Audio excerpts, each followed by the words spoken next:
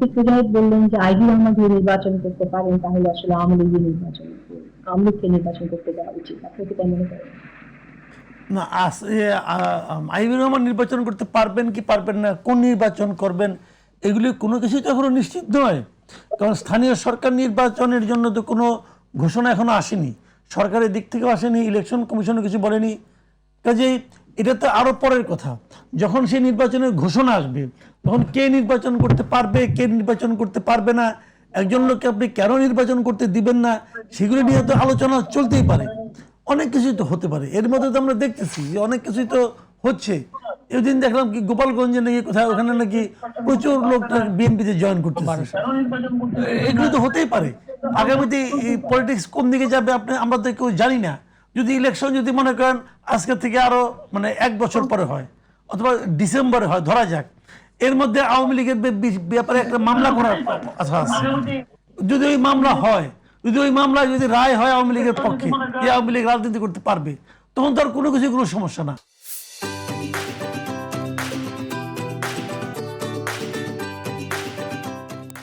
কাজে কি হবে আগামীকালকে এটা আমরা কেউ জানি না। আমরা খালি যে কথাটা বলতে চাই, আমি যেটা পার্সোনালি বলতে চাই, যে আইবুর রহমানকে তো ভাই, আইবুর রহমান তো আকাশ থেকে উঠে আসে নাই। আইবুর রহমানকে আমরা এই দেশে দেখছি, জানছি। উনি নারায়ণগঞ্জে দীর্ঘদিন ধরে ছিলেন।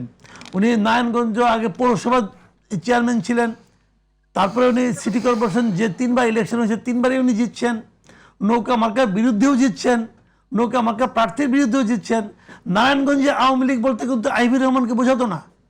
নারায়ণগঞ্জে আওয়ামী লীগ বলতে বোঝাইতো ওই ওসমান পরিবারকে, এবং তাদের দাপটে আইভি রহমানই সবসময় কোন ঠাসা থাকতেন। আইভি রহমান নানাভাবে ওখানে মানে অত্যাচারিত হয়েছিলেন বলবো আমি ওনাকে। তো এখন আইবুর রহমান মুক্তি পেয়েছেন এবং ওনার নামে যে মামলাগুলি হয়েছে, যে 12টা মামলা আমি দেখলাম, তো 9টা হত্যা মামলা, 2টা হত্যা প্রচেষ্টা মামলা।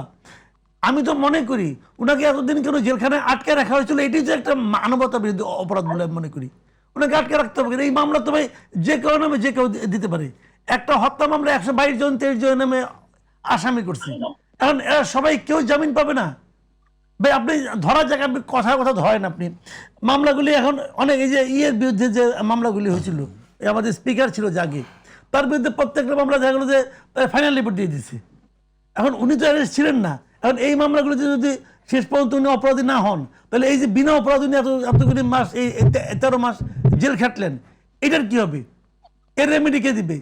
এক একটা মামলা একাধিকবার জামিন হয়েছে, জেল গেট থেকে আবার সোনের দেখানো হয়েছে। কেন? এইগুলিতে প্রমাণ করা হয় যে আসলে বিচার বিভাগের বাইরেও একটা বিভাগ আছে পাওয়ারফুল। বিচার বিভাগ জামিন দেয় আর সরকার ওনাকে সোনের দেখে আবার আটক করে।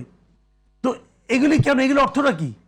এগুলো অর্থ হলো আসলে সরকার যে স্বাধীন বিচার বিভাগের কথা বলে, সরকার যে আইনে শাসনের কথা বলে, আসলে সেটা নাই রে ভাই। এটা অন্তর্বর্তীকালীন সরকারের আমলেও ছিল না, এই সরকারের আমলেও নাই।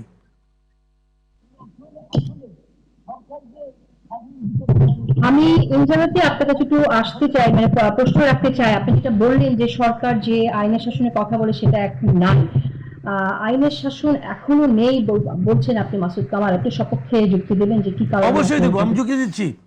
এখন উনি ধন্যবাদ দিয়েছেন, উনি ধন্যবাদ দিলে কিন্তু উনি যে ধন্যবাদ দিয়েছেন আমি এর মধ্যেও দেখি যে ওনার মধ্যে একটা ভীতি কাজ করছে, যে আগে প্রতিবার এই ধন্যবাদ তো সরকারকে দেওয়ার কোনো কারণ নাই, কারণ ওনাকে তো সরকার মুক্তি দেয় নাই। ওনাকে মুক্তি দিয়েছে বিচার বিভাগ, আদালত। আদালত ওনাকে জামিন দিয়েছে 30 তারিখে, তারপরে 4 দিন লাগছে ওনার মুক্তি পাইতে। ধরলাম উনি আমি আমার ধারণা যে উনি এই 4 দিন যে ওনার বিরুদ্ধে নতুন কোনো মামলা দায়ের করা হয় নাই, উনি এই কারণে সরকারকে ধন্যবাদ দিয়েছেন। তার মানে ওনার মধ্যে ওই চিন্তাটা ছিল যে আমাকে আবার আটকাই দেয় কিনা। এখন এই বিষয়গুলো কিন্তু মানুষের মনে যখন কাজ করে তখন যদি বোঝা যায়, আচ্ছা মানলাম এই সরকার আমাদের আছে, তো এই সরকার দায়িত্বে আসতে 4 মাস, তাহলে ওনার মধ্যে এই 4 মাসের মধ্যে ওনার বিরুদ্ধে আরেকটা মামলা হয়েছে, আরেকটা মামলা তাকে সোনের দেখানো হয়েছে কেন? তো এইগুলি বলে লাভ নেই রে ভাই। অনেক মামলা এখনো রয়ে গেছে।